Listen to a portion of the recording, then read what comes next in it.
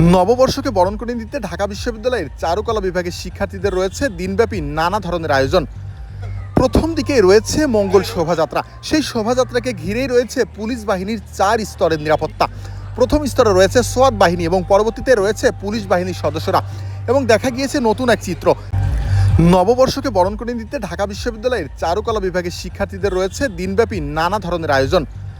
প্রথম দিকে রয়েছে মঙ্গল শোভাযাত্রা। সেই শোভাযাত্রাকে ঘিরেই রয়েছে পুলিশ বাহিনীর 4 স্তরের নিরাপত্তা।